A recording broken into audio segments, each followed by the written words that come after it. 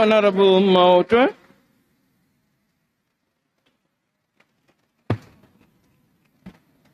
Thank you, Speaker. Greetings to the President, Commander-in-Chief, Tate Malema, Commissars, and all EFF ground forces in South Africa, Africa, and the diaspora. We want to once again invite the people of South Africa to join the gathering of the poor, the working class, civil society, traditional leaders, pastors, and ground forces who will be gathered here in the city of Cape Town to celebrate the EFF's 12th anniversary. It will be a celebration of political clarity, revolutionary discipline, and a reaffirmation of the generational mission to dismantle the post-1994 elite pact that continues to exclude the majority. Speaker, the EFF rejects the proposed appropriation bill tabled by the Minister of Finance. We have participated in all mini-plenary debates and made concrete and substantive submissions of practical amendments that are going to give us the people's budget. We made proposals on all departmental votes, starting with the presidency until the last departmental vote, and expressed the voices, frustrations, and desperation of our people. We did not come here to play internal coalition games. We came here to make sure the voices of communities from Guyana to Atlantis, from Lusukisiki to Kuma are heard in this house. The people of Ekurhuleni who barricaded the roads and told the mayor that they cannot afford the fixed electricity charge of 126 rand and demanded that it must be reversed. The people of Diepsloot, who were promised a bridge that was supposed to connect extension 4 and 6 in 2021, 4 years later, there is no bridge, yet 70 million rands has gone missing. The people of Josini, who were given one tap and promised water, but continue to complain about the lack of water. The people who suffered the recent floods in Mthatha, lost their loved ones and livelihoods, and many of them continue to wait for disaster relief. President, the people of Kailicha in Harare, Lita Park, and Kanini here in the city of Cape Town, who are treated like second-class citizens and are deprived of water, sanitation, and dignity, are forced into a life of crime in spaceless townships. Our people in Marikana, in Taung, Kwantebele, Mamelodi, and Tohoyando continue to tell us that the budget for these departments before the House today will not increase government spending, will not eradicate pit toilets, cannot hire more doctors, nurses, teachers, will not grow the economy, and will make them even poorer. These are the people who are not considered by people who support this budget. We must ask ourselves, who is this budget for? We know that for the supervisors in the government on neoliberal unity, led by the chief supervisor, Ms. Helen Zille, the budget is the tool to fight political squabbles inside the GNU. It is not a tool for transformation. It is not a tool for redistribution. It is not a tool, a weapon to fight unemployment, poverty, and inequality. It is a compromise budget negotiated in smoke-filled back rooms to keep a thinking coalition afloat. We know that for the members of gang units and prison gangs, they are just happy to be in cabinet, enjoying the gravy train. They don't care about the poor and what this budget means for them.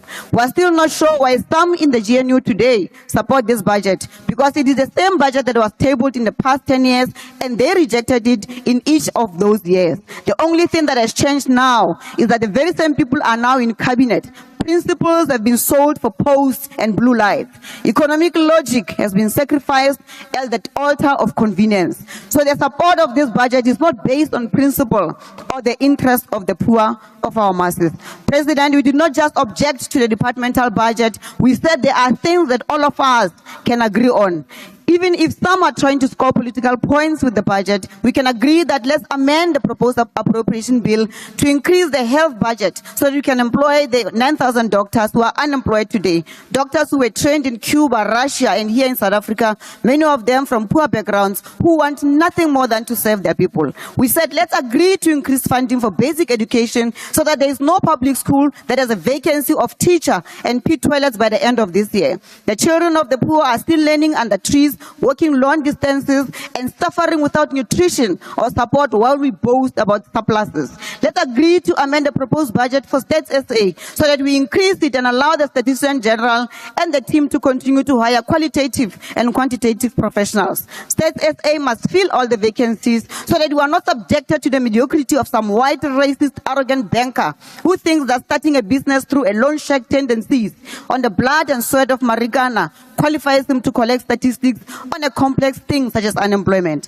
We even said, let's increase SARS budget because the SARS commissioner said if we give him additional funding of 4 billion in this financial year, not over some imaginary medium-term period, he can collect over 700 billion. Why are we not doing that? Why are we not closing the tax gap? Why are we not strengthening the state? And we said that we are willing to make all these amendments within the past fiscal framework, even though it was rejected. But it's the correct procedure. But we are called the most unreasonable political party. We did not turn this budget into a political football, but we engaged in a principled manner, and for that, we reject the 2025 appropriation bill. I thank you. Thank you, Honorable Hadebe.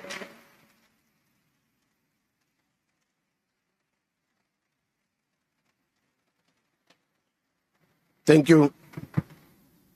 Thank you, Honorable Speaker.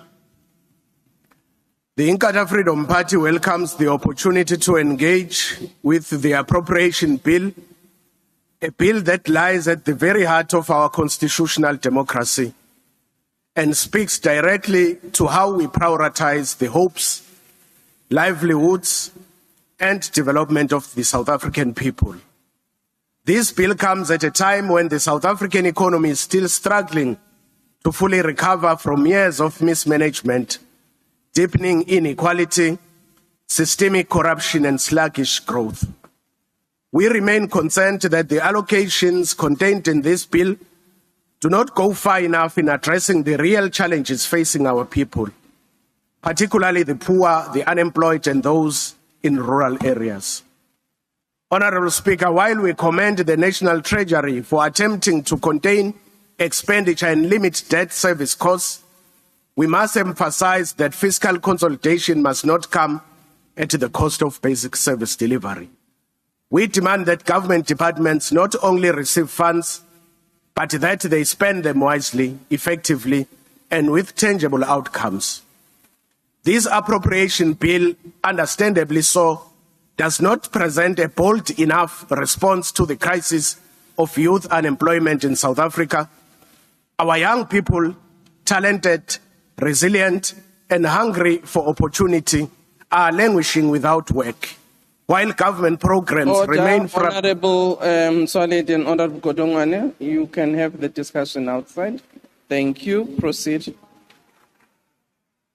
Our young people, talented, resilient, and hungry for opportunity, are languishing without work, while government programs remain fragmented, underfunded, and poorly implemented. We call for greater investment in entrepreneurship, development, artisanal training, and rural-based job creation programs. Budget allocations to entities such as the NYDA must be accompanied by clear, measurable outcomes, not just promises. We remain concerned that while allocations to education and health remain significant, the quality of delivery is declining.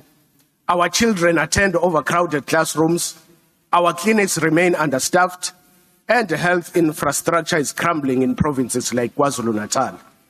Appropriation without effective planning is a recipe for failure. We wish to remind this House that no amount of appropriation can achieve development goals if the cancer of corruption is not decisively rooted out. The billions lost through irregular, fruitless, and wasteful expenditure each year undermine the very spirit of this bill. The appropriation bill must reflect not just numbers and vote, but values and vision. We call for a budgeting process that is pro-poor, pro-rural, and rooted in accountability. We want to see a government that not only spends, but delivers. The IFP will support this bill with cautious optimism while holding departments to account for every cent allocated.